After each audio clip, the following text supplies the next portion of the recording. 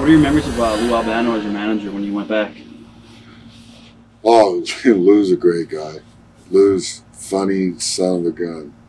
He kept me laughing. He kept me in stitches all the time. Enjoyed it.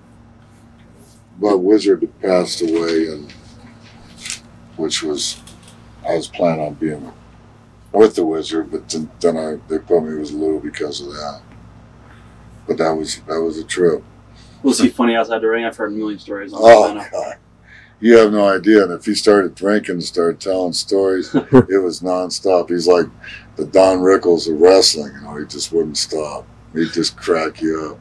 Morocco was telling us that they would change his water to vodka and stuff like that for Saturday promos, and he'd get fired every other weekend and stuff. Yeah, the old man would fire him all the time, and then he'd be back. All right. He used to cuss everybody out. He'd cuss McMahon out. He'd cuss the kid out. Oh, it was too much. He cussed everybody out. But he got away with it. Who were some of the guys that you started working with at that time? Was it Tito Santana early on?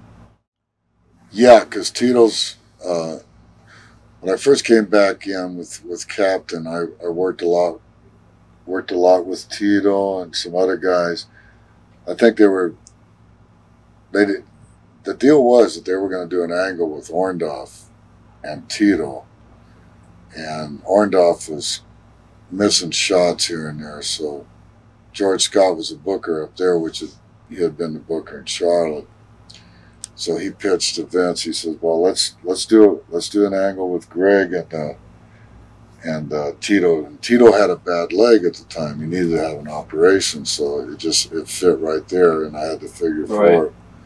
So we did the thing up in London, Ontario, and then Tito went and got his operation. I guess they filmed it and everything too. Yeah, I remember they filmed it.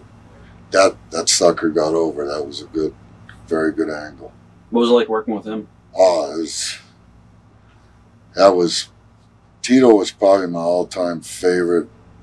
I mean, he just had the great timing, natural, what we call in the business a natural baby face.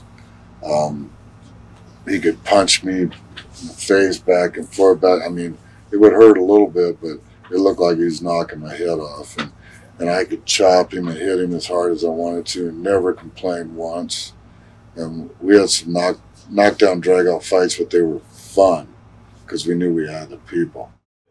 And I remember that they would feature us like in Detroit, and they'd have Hogan and somebody else, whoever he was feuding with, say in Chicago, and we were drawing just as good as they were. We were doing a tremendous business. When did you realize that the WWF was about to go big time? Around that time, 84. Well, I went in, when I came back in, and Vince's dad had passed away and stuff, and it was the late part of 84. And I had a meeting with Vince Jr., and he said, "Well, I want you to stay forever. You don't have to leave anymore. You got a home here forever." I remember him saying that, forever. Your family. shouldn't have called me family. You know, that's a dead giveaway. But he says, you know, we're going nationwide. I'm going to take over the whole world. He says, we're going to be the World Wrestling Federation for real. We're going to go the whole shot, everything. I'm buying TV time everywhere. I want you to be a part of it. And I remember he asked me, could you help me get the Road Warriors? And I said, I don't know the Road Warriors. He says, that's one part of the picture I'd like to put in there. You know, he really wanted those guys, so that's how he created Demolition, because he couldn't get the Warriors at that time.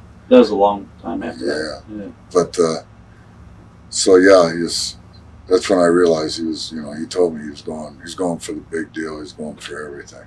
What are your memories of your series with JYD, Junkyard Dog?